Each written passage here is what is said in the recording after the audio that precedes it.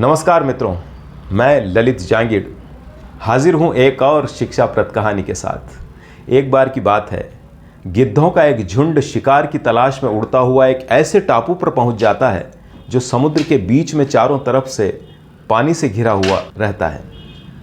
जब वो गिद्धों का झुंड उस टापू पर उतरता है तो देखता है वहाँ पर बहुत सारी मछलियाँ हैं, मेंढक हैं, केकड़े हैं और भी कई छोटे छोटे शिकार हैं। इनको खाने में कोई संघर्ष भी नहीं करना पड़ता। ना तो यहाँ कोई बड़े जानवरों से खतरा है और ना ही किसी शिकारी से खतरा है। पूरे 2 दिन तक आराम से भरपेट मछलियाँ, मेंढक और केकड़े खाने के बाद सबको लगता है कि इससे बढ़िया हमारे लिए कोई जगह नहीं हो सकती। अब हम सबको यहीं पर रहना चाहिए। ये सोचकर सभी गिद्धों ने परमानेंट वहीं पर रहने का फैसला कर लिया।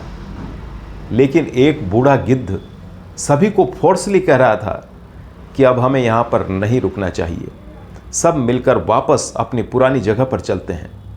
लेकिन सारे गिद्धों को उस टापू पर बिना मेहनत के अच्छा भरपेट खाना मिल रहा था, तो उन गिद्धों में से एक भी गिद्ध का मन उस टापू को छोड़कर जाने का नहीं था। सभी गिद्ध वहाँ ऐश कर रहे थे। बूढ़े गिद्ध ने सभी को बहुत तरह से समझाया, लेकिन कोई ने भी बूढ़े गिद्ध की बात को नहीं सुना। अब बूढ़ा गिद्ध अकेले ही टापू से वापस उड़ चला और तकरीबन 1 साल के बाद बूढ़े गिद्ध को फिर ख्याल आया कि अपने टापू वाले गिद्ध मित्रों से मिलना चाहिए। तब वो टापू पर पहुंचा। टापू का नज़ारा बड़ा भयानक और दर्दनाक था। जहां देखो वहां गिद्धों की लाशें पड़ी हुई थी।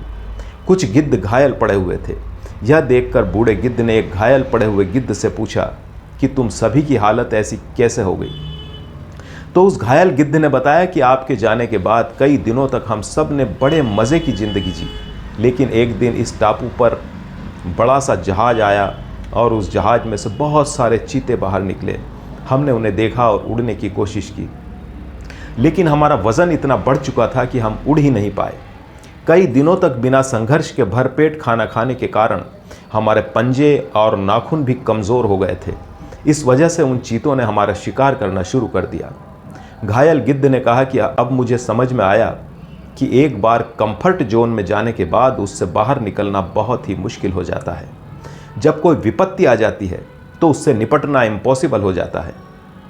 मित्रों, इस कहानी से हमें यह शिक्षा मिलती है कि जो लोग आरामदायक जीवन जीने को अच्छा समझते हैं, शान की बात समझते हैं, वही आरामदायक जीवन उनके लिए किसी दिन बड़ी मुसीबत बन जाता है।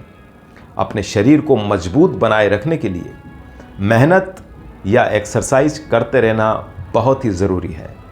जिनकी ज़िंदगी में परेशानी और चुनौतियां आती रहती है, वे उन मुश्किलों से, उन चुनौतियों से घबराते नहीं, बल्कि आसानी से उनका सामना कर लेते हैं और उन्हें परास्त कर देते हैं। इसलिए मेहनत से घबराएं नहीं, वक्त पड़ने पर संघर्ष करें और लाइफ को इम्प्रूव करें।